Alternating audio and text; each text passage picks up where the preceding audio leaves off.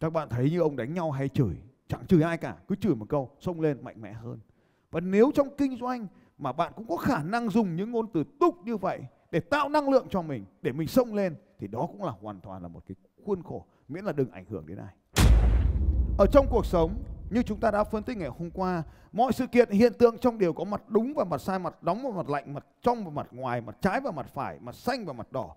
Nó sẽ tồn tại giữa các mặt âm và dương với nhau. Trong âm sẽ có thiếu âm, trong âm sẽ có thiếu dương, trong dương sẽ có thiếu âm, trong âm có dương, trong dương có âm. Tất cả chúng đều hòa quyện với nhau trong cuộc đời này. Và khi chúng ta nhìn vào cái điều gì đó thì nó làm cho cái đó trở nên mạnh mẽ hơn. Cho nên không phải những sự kiện đang xảy ra cho chúng ta, mà cách chúng ta phản ứng với sự kiện sẽ làm thay đổi cuộc đời của chúng ta. Khi các sự vật và hiện tượng xảy ra, chúng ta đang tập trung vào những mặt tích cực thì nó tạo cho chúng ta những cảm xúc tích cực. Khi chúng ta tập trung vào những điều tiêu cực, những điều xấu, những điều đau khổ, những điều bất hạnh thì nó tạo cho chúng ta những cảm xúc bất hạnh ở trong cuộc đời. Và điều thứ ba, đó chính là những ngôn từ chúng ta sử dụng. Ngôn từ có sức mạnh. Ngôn từ có sức mạnh kiến tạo và ngôn từ cũng có sức mạnh phá hủy. Bằng việc sử dụng ngôn từ, chúng ta có thể làm thay đổi cảm xúc của chúng ta. Trong một số trường hợp đặc biệt, một vài ngôn từ hiếm gặp trong cuộc sống, thường gọi là những từ tục hay từ bậy. Trong những hoàn cảnh đặc biệt, ngôn từ tục được sử dụng có thể tạo nên các cảm xúc đặc biệt. Ví dụ như nó có thể tạo nên những cảm xúc mạnh mẽ. Các bạn thấy như ông đánh nhau hay chửi, chẳng chửi ai cả, cứ chửi một câu, xông lên mạnh mẽ hơn.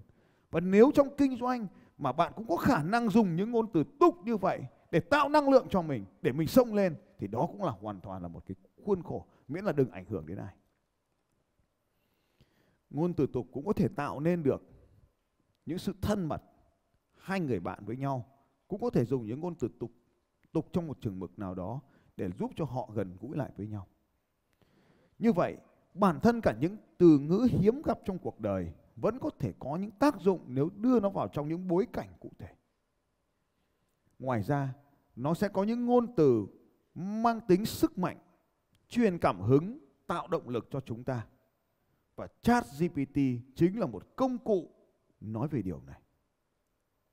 ChatGPT là một bộ xử lý ngôn ngữ lớn, tức là nó chứa vô cùng nhiều ngôn ngữ ở đấy.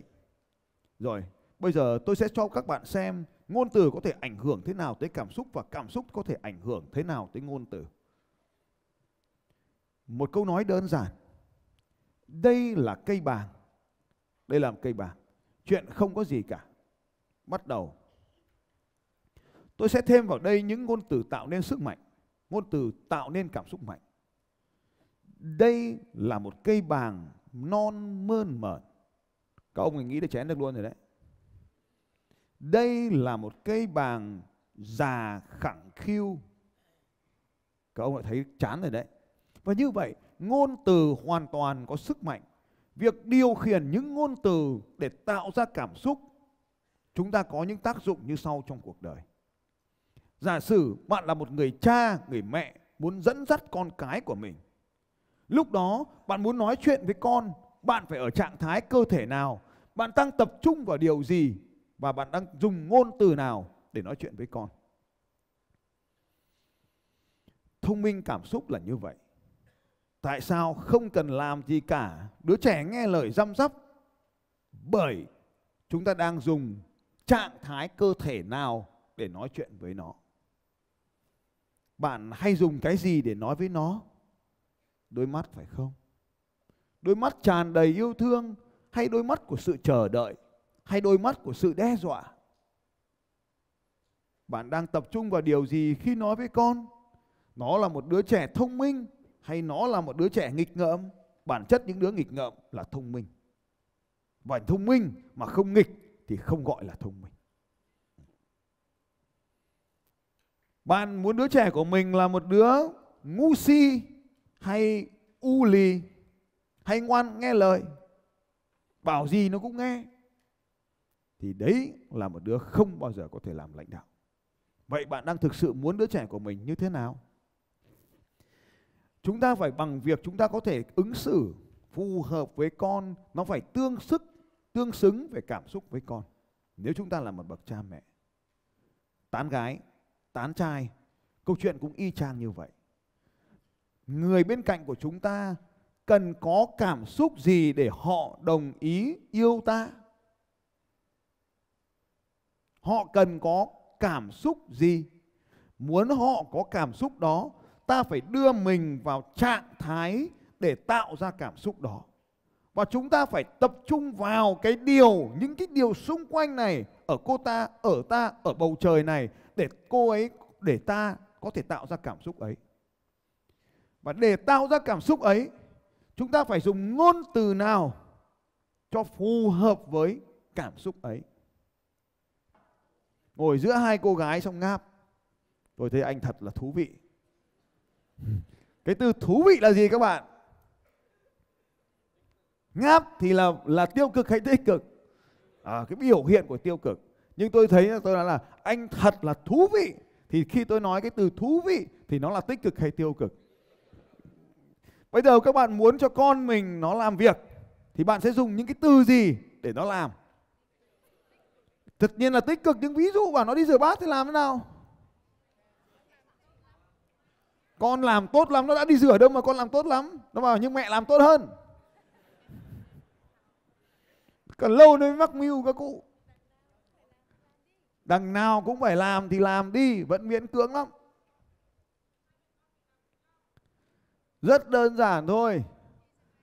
Bố đi chạy đây, muốn đi với bố không? Vì trong lúc chạy nó rất vui. Nó bảo có, bố đi trước đây. Nó bảo chờ con với. Mình sẽ bảo việc thằng nào thằng ấy làm. Thế cho con 5 phút. Thế được rồi, làm đi, tao đi giày đây. Thế mình bắt đầu đi giày trong 5 phút thì nó rửa bát xong. Ở đây không chỉ là đánh đổi, mà đó là đánh đổi về cảm xúc. Mày muốn vui không? Đi với bố. Mày có muốn vui không? Rửa bát đi rồi đi với bố. Đó là một quy trình. Mình đi từ điểm B trước. B là niềm vui. Vậy thì mình phải cho anh ta tận hưởng cái niềm vui ở B trong tưởng tượng trước. Sau đó mới nói anh ta vượt qua rào cản. Rào cản chính là cái bát. Bao nhiêu trong số các bạn muốn tôi giúp bạn luyện tập về sự tập trung ngay bây giờ thì giơ tay lên nào. Cảm ơn các bạn. Trong đầu các bạn cứ nhìn xung quanh như nào. Bây giờ tôi sẽ nói cho các bạn biết ngay lập tức này. Tìm cho tôi những thứ màu đỏ ở trong căn phòng này. Thật nhanh. Áo đỏ, ghế đỏ, giày đỏ, bút chì đỏ, tóc đỏ, đèn đỏ, giày đỏ, lọ hoa đỏ, vòng tay đỏ, môi đỏ. Ở phía dưới kia còn có đèn đỏ, chữ đỏ, hoa đỏ, logo màu đỏ, giày đỏ. Vâng. Vào thời điểm các bạn đang tìm vào màu đỏ, có quá nhiều màu đỏ ở trên hành tinh này, và có quá nhiều màu đỏ ở trong căn phòng này. Vào chính cái thời điểm bạn đang nói về màu đỏ, màu xanh biến mất khỏi mắt của bạn, khỏi tâm trí của bạn.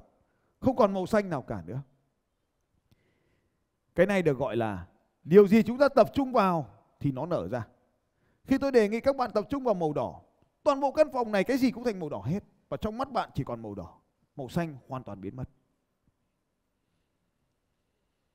Và trong cuộc đời của chúng ta cũng như vậy. Khi chúng ta bắt đầu luyện tập trung vào những điều tích cực thì những điều tiêu cực dần dần biến mất. Chúc mừng bạn đã xem hết video cùng với Phạm Thành Long. Để không bỏ lỡ những video tiếp theo, hãy bấm vào nút đăng ký hình tròn ở giữa màn hình, hoặc có thể xem những video tiếp theo ở bên tay trái hoặc bên tay phải. Xin chào và hẹn gặp lại trong những video tiếp theo.